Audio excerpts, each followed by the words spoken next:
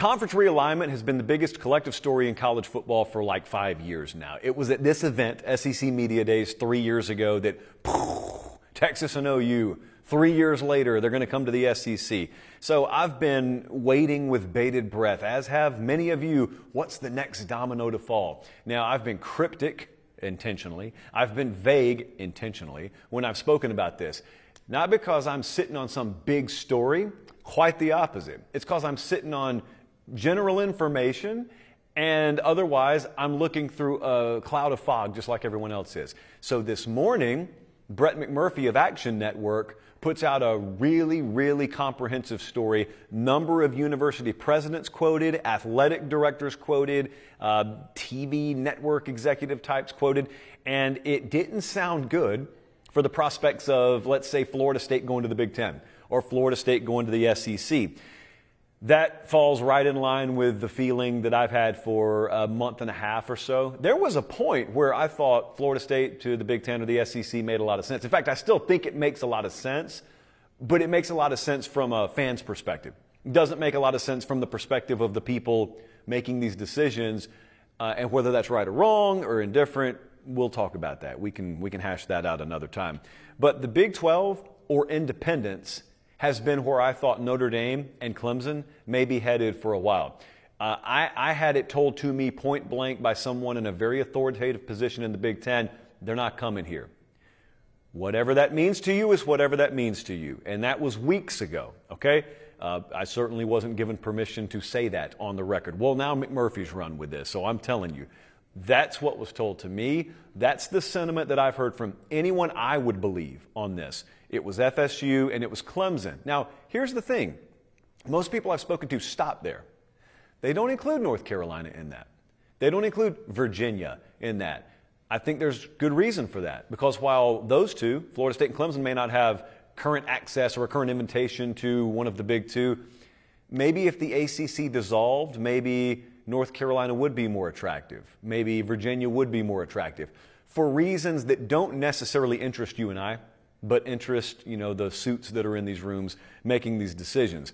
There was very strong language in this Brett McMurphy piece today about how uncooperative a member institution Florida State has been, and I took note of that because they didn't mention anyone else. Florida State's been disruptive. Florida State, through no fault of their own. I'd be the same way if I were you guys, so I'm not faulting you at all, but the powers that be in these other conferences that have their hands on the lever, they made sure to say in this Brett McMurphy piece, ooh, do we really want Florida State? I mean, look at how much they've misbehaved over there. What would they be like in our conference? They'd give you really good football games. That's what they'd be like. I don't really know what else to make of that. You still don't know. Okay? That's the headline here. I saw some of you who were sharp enough to go back in time and find media pieces once upon a time that had people anonymously quoted as saying, the Big Ten's not interested in Oregon. The Big Ten's not interested in Washington. Both Washington and Oregon will play a Big Ten schedule this year because they're in the conference. So there were a few people anonymously quoted in this Brett McMurphy piece who did say never. That's not the takeaway, though. I'm telling you, I've been around hundreds of media types today, and the takeaway has been, wow, well, now that the SEC and the Big Ten are out the window, is FSU really going to go to the Big 12? Is Clemson really going to go to the Big 12? Hey, the door's not absolutely slammed shut on that, okay? I don't believe it's about to happen. I don't believe that's imminent. The door's not shut on that. In other words, it's easy to say that now, that status quo is what it is. If the ACC were to crumble tomorrow, I don't know how that would happen, just humor me. If the ACC were to just implode in on itself, and Florida State's just sitting there, and Clemson's just sitting there, you telling me those conferences are really going to look as they drive by and say, oh man, I hope someone picks that guy up. We got to get to the next town, though. I doubt that. Maybe that's the case. I doubt that. Having said that, I now want to talk about the difference between how we think, you and I, largely, versus how they think, the people who are making these decisions.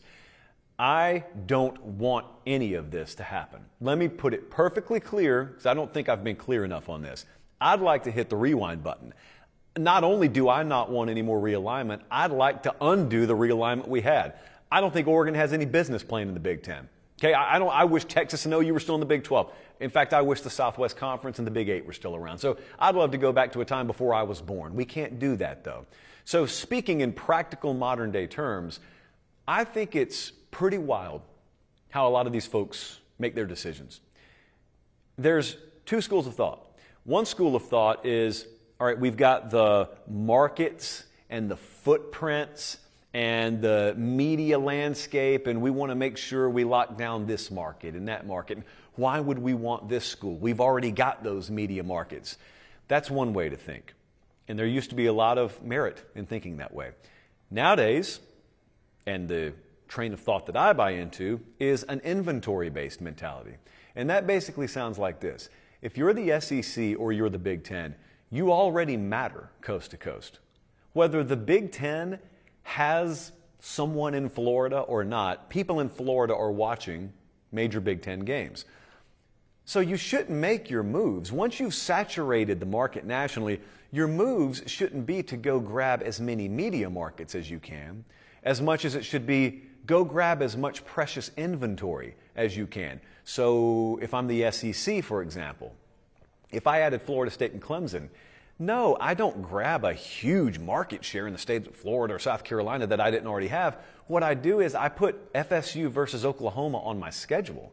I put Clemson versus Alabama on my conference schedule. I put those pieces of inventory on the shelf, just like I put Texas versus Georgia or Oklahoma versus Auburn on the shelf with this last round of realignment.